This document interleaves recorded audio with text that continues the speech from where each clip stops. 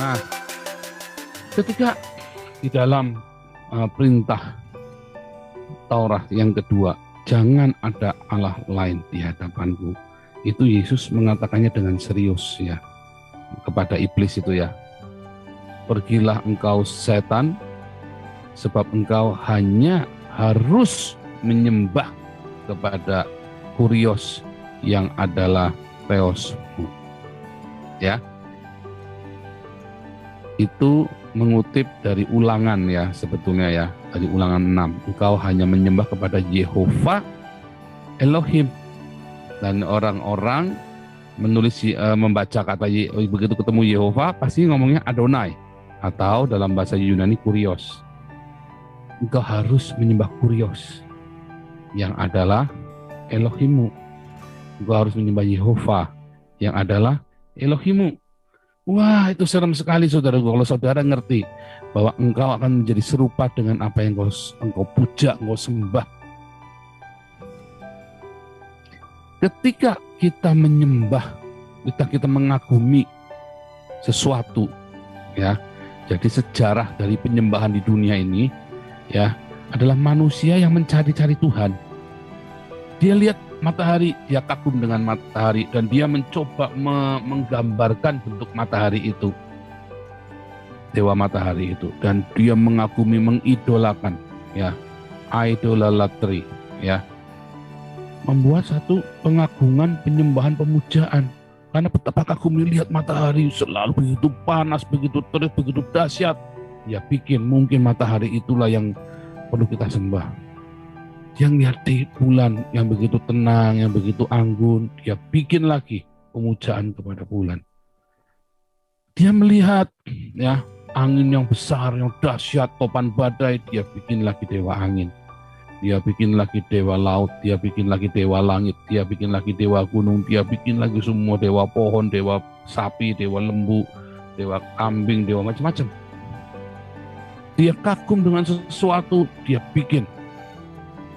Ya, dan dengan semua cerita-cerita kehebatan dari dewa-dewa ini yang bisa mereka bayangkan.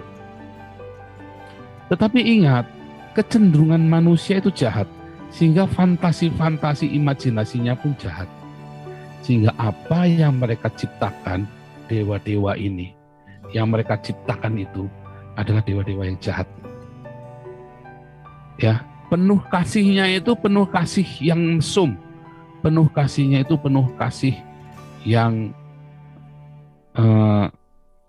najis, ya. Itulah fantasi-fantasi. Dia bikin surga yang penuh dengan seks. Lupa kok nyindir Islam, bukan cuma Islam, surga seks itu ya. Surga yang penuh dengan seks itu nggak cuma di Islam. Ya, agama-agama Babel itu ya lagi cerita dewa-dewinya mereka tuh kawin-mengawinkan sampai ada yang selingkuh. Agama-agama Babel itu cerita demikian ya, agama-agama Babel itu, agama Babel kuno. Ya, dewa ini, istrinya Dewi itu, kemudian Dewi itu selingkuh sama dewa lain, maka peranglah mereka di sana. Itu terjadi seperti itu. Ya, cerita seks itu dari dewa-dewa pagan, dari agama-agama ciptaan manusia. Karena mereka di sini mengekang hawa nafsunya, mereka ingin bisa mengumbar di dalam kekekalan. Ya, mereka ingin menjadi abadi di dalam hawa nafsu itu. Makanya itu adalah namanya pelacuran bakti di kuil-kuil pagan ini. Kalau Anda pergi sana ada imam wanitanya, kemudian Anda bisa tidur dengan para imam wanita ini dengan membayar sejumlah uang. Tetapi itu adalah demi bakti. Itu kalau di Gunung Kemukus itu kalau Anda habis nyupang itu biar minta kaya itu, Anda turun, Anda sama dukunnya nanti kasih tahu. Ya, itu adalah skripsi disertasinya kawan saya ya, Mas itu ya. Nah. Kemudian dia turun, nanti ketemu perempuan pertama, dia tidur sama perempuan ini, supaya diberkahi sama dewanya mereka. Itu adalah ritual-ritual dari agama Babel kuno, ya. Tuh, nanti anaknya jadi ini tentara langit. Nah, itulah fantasi-fantasi, itulah fantasi-fantasinya dari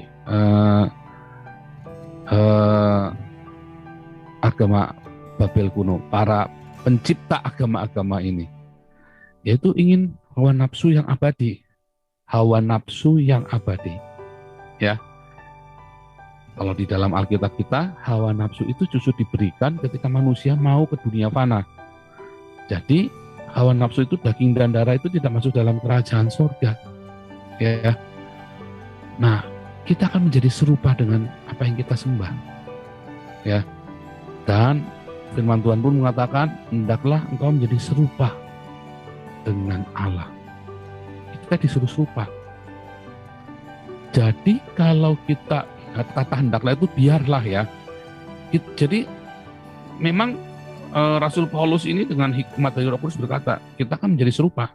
Ya, hendaklah engkau menjadi serupa, ya, dengan Allah. Kita serupa.